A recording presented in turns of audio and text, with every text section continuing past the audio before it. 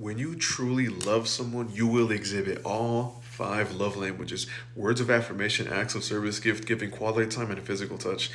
Hello, everyone. Welcome back to the channel. Today, we're diving into a topic that has helped so many couples, including me, to really understand how to love and to be loved more intentionally. We're talking about the five love languages. Now, as usual, I have stitched together some videos that we're all going to watch together, and I'll have my insights on the other side. So please make sure you watch until the end for you to listen to what I have to say concerning this topic.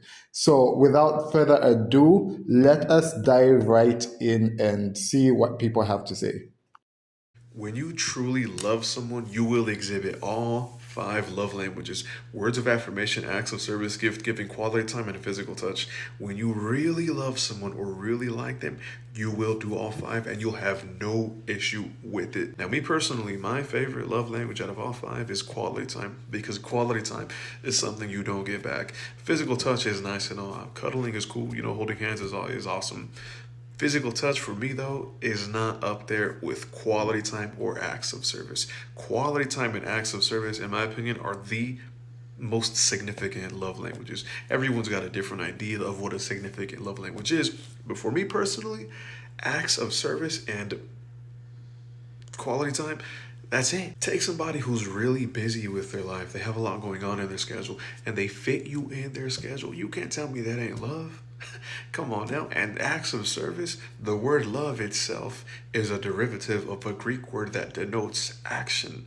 When you love someone, you act on it, you do something. The word love itself is a verb. So if somebody says they love you and they ain't doing shit, they don't love you. That's why I say acts of service and quality time are up here. And don't get me wrong, the other three are also awesome, but words of affirmation without acts of service don't mean shit, because a motherfucker could tell you up and down, left and right, how much they love you, but if they don't show you, those words are devoid of value, insignificant, and pointless. That's why I say, for me personally, acts of service and quality time are the most significant love languages. Quick way to determine someone's love language is just observe how they show love to the people they love, right? What do they do, right? That's a quick way. So love languages, game changer. Game changer. The five love languages, a lot of people don't know about the five love languages. And I mean, for me, I know what my love languages are, but my love languages may not be the same as my partner. Absolutely. You know? Mm-hmm. You got acts of service, you got words of affirmation, gifts, quality time, and physical touch. And if you don't know what your partner's love languages are, you could be doing things, buying her gifts, all these things, and she's just like, whatever. Yeah. I need quality time. She might need, So it's really important to have these conversations and just really get to know who you are, because you're two completely different individuals. You're unique people. And you got to understand, like, the manual is very thick in a relationship. It's like, it's work. It's a work. It's like, it's a lot of work. And we just got to be patient. That's one thing I've really learned over the years. We've been together 7 years. I'm married for 2. And congratulations. Thank you. And I tell you, man, when you find your person, it really,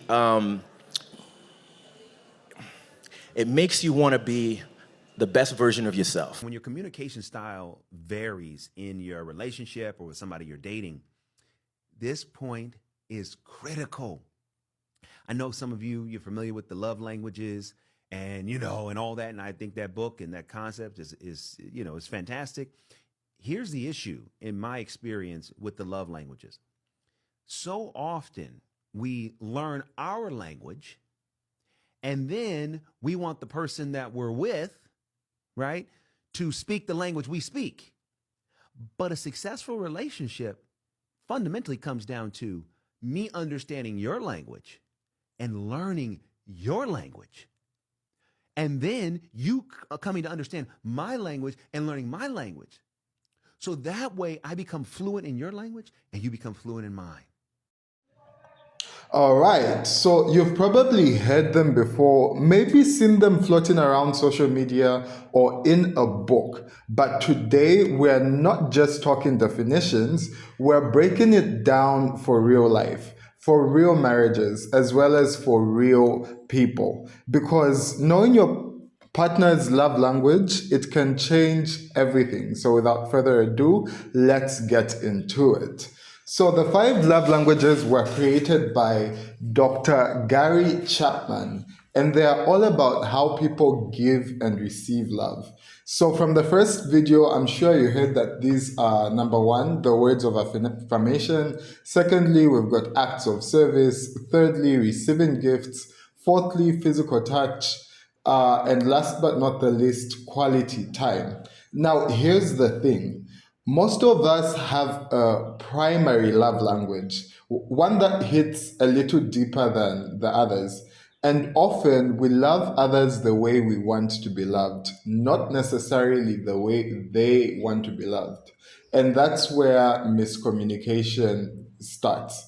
So let's go into the love languages one after the other. Let's start with words of affirmation. This is for the person who lights up when you say, I appreciate you, or you're doing a great job.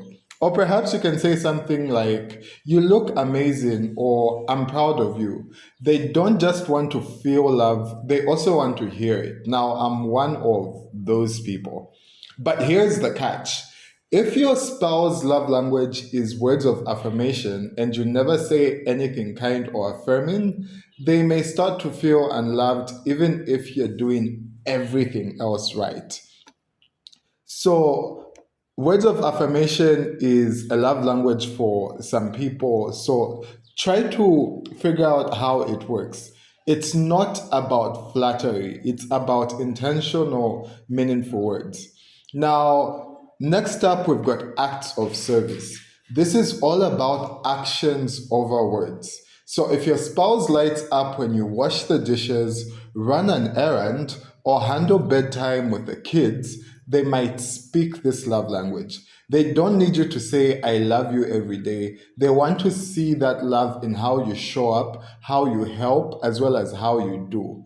And listen, this love language requires effort. It's not glamorous. It's not always romantic. But to someone who speaks it, it's everything. Now, let's talk about the one people love to judge, and this is receiving of gifts. This love language isn't about being materialistic, it's about being thoughtful. It could be a $5 coffee on your way home, a handwritten card, a little surprise that says, I saw this and thought of you. To someone who speaks this love language, gifts are physical reminders that they are loved. It's not about how much you spend, it's about how intentional you are with the gift that you're giving them.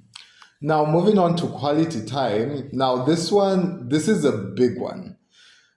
This love language is all about presence over presence. I'll say that again for the people in the back. It's all about presence over presence. You can't fake it. You can't multitask through it.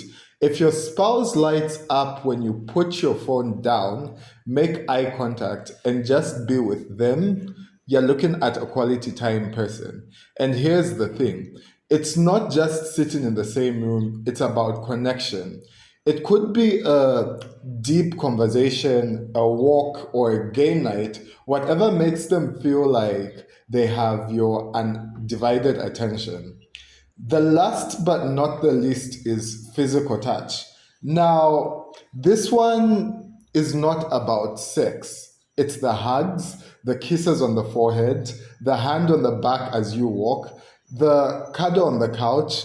For someone who speaks this love language, touch is comfort, it's safety, it's closeness. And when it's missing, they don't just feel physically distant, they feel emotionally disconnected as well. Now, when it comes to all of these five languages, most couples make some mistakes, right? And you know the biggest mistake I see in marriages? is that we give love the way we want to receive it. So if you're a physical touch person, you're hugging and kissing all day, but your partner is a words of affirmation person and they're still feeling unloved. It's not that you're not loving them. It's not that you're not loving them in a way they understand. It's like speaking French to someone who only understands Spanish. You're talking, yes, but nothing is landing.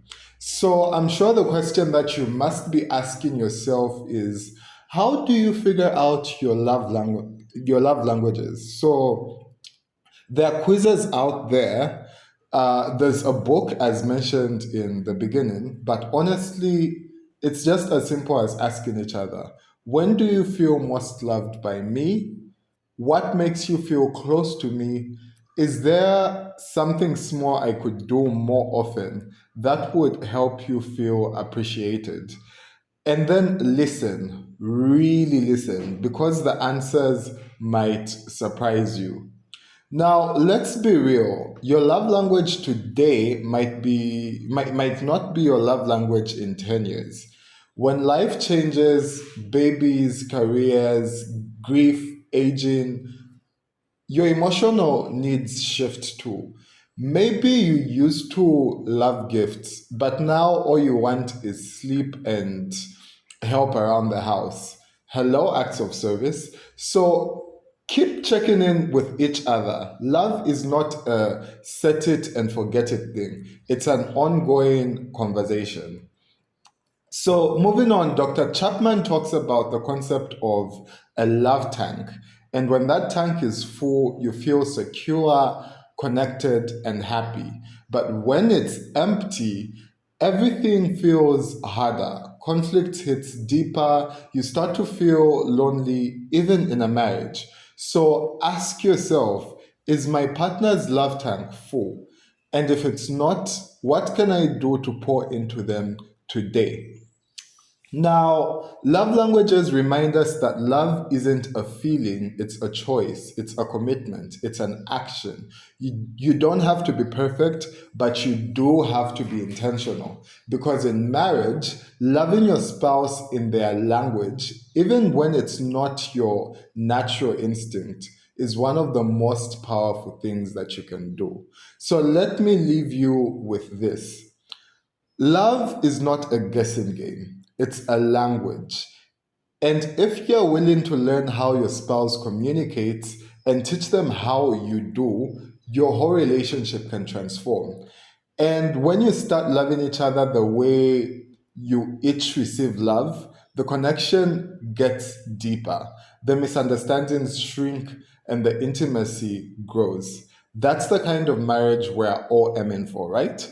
So if this episode gave you something to think about, drop a comment below and tell me, what is your love language and what's your partner's? Let's normalize talking about this stuff. Let's normalize learning how to love each other better. Don't forget to like, subscribe, and turn on your notifications because we're just getting started with these conversations. Take care of yourselves and most importantly, take care of each other. See you next time, and from me, it's goodbye.